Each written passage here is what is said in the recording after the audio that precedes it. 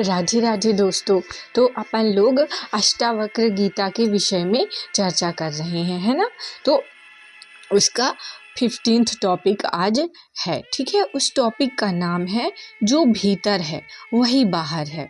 अर्थात मतलब जो आपके अंदर है, आपके अंदर अगर प्रेम है तो बाहर प्रेम परिलक्षित होगा, आपके अंदर अगर नफरत है तो बाहर नफरत परिलक्षित होगी, आपके अंदर अगर चिंता है तो बाहर भी परिस्थितियां अच्छी नहीं होंगी। पर अगर अंदर से आप निश्चिंत है, शांत है, तो बाहर भी सब कुछ अच्छा होगा। ये जो संपूर्ण जगत है ना, इसमें अष्टावक्र जी कह रहे हैं कि ये आपकी ही प्रतिछाया है। जैसे आपके विचार हैं, जैसा आपकी सोच है और जैसी आपकी मान्यताएं हैं, वैसा ही आपका ये संपूर्ण जगत है। तो अपने सोच को, अपनी मान्यताओं को और अपने अंदर की चीज़ों को आप अच्छा बना लीजिए तो बाहर की दुनिया भी अपने आप अच्छी हो जाएगी। इसलिए आचार्य जी सबके मन पर काम कर रहे हैं, सबके लोगों के सोच को सही दिशा और सही चीज़ देने का प्रयास कर रहे हैं। जब लोगों के पास अंतर मन में अच्छे सोच, अच्छे विचार और आत्मज्ञान होगा ना, तो फिर बाहर भी सारी चीज़ें अपने आप अच्छी हो जाएंगी।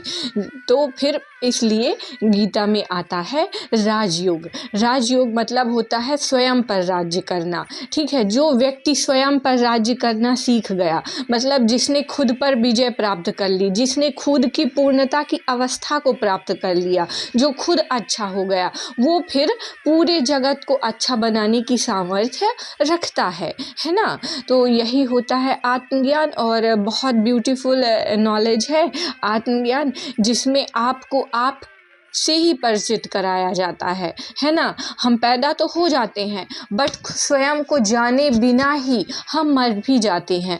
बट जब आप इन सतग्रंथों का अध्ययन करते हैं, इन सतग्रंथों को पढ़ते हैं, तो फिर आपको पता चलता है कि आप कौन हैं, ठीक है। तो चलिए हम आगे स्टार्ट करते हैं। ओके।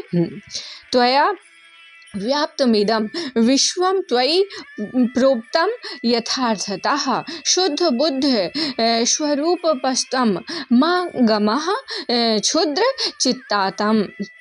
चित्ताम, ठीक है। ओके। यह संपूर्ण दृश्यमान विश्व तुमसे ही ओतप्रोत है, तुमसे ही भरा हुआ है।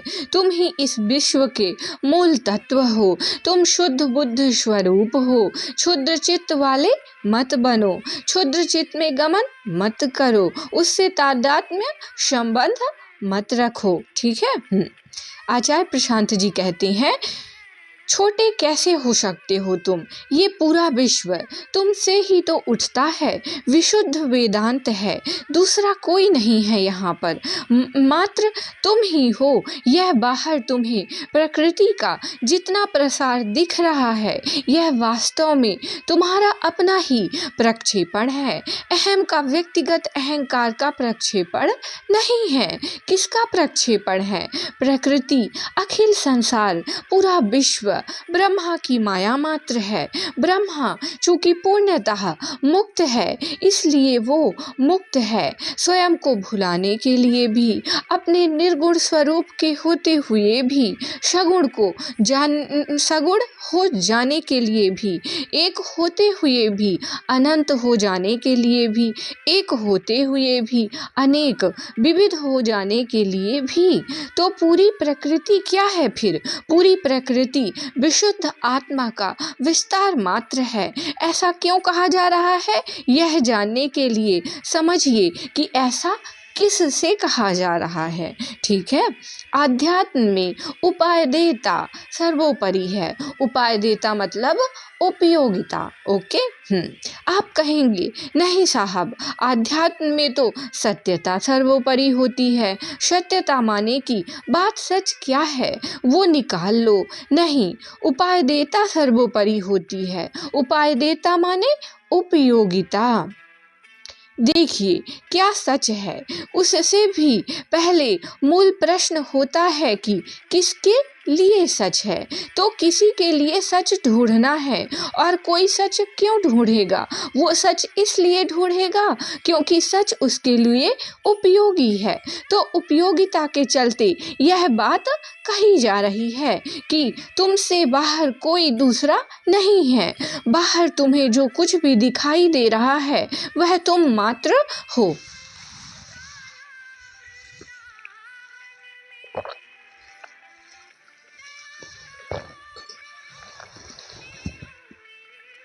वह तुम मात्र हो। इसमें उपयोगिता क्या हो गई? आपको जरा आश्चर्य होगा। उपयोगिता इसमें है कि इसमें अगर आप नहीं देखोगे कि संपूर्ण विश्व आपका ही फैलाव मात्र है, तो आपको अपने से बाहर सत्ता दिखाई देगी। आपको अपने से बाहर भी लगेगा कि कुछ है। आप कहोगे मैं आधा अधूरा हूँ और मुझसे बाहर जो कुछ है वो मुझे पूरा कर देगा।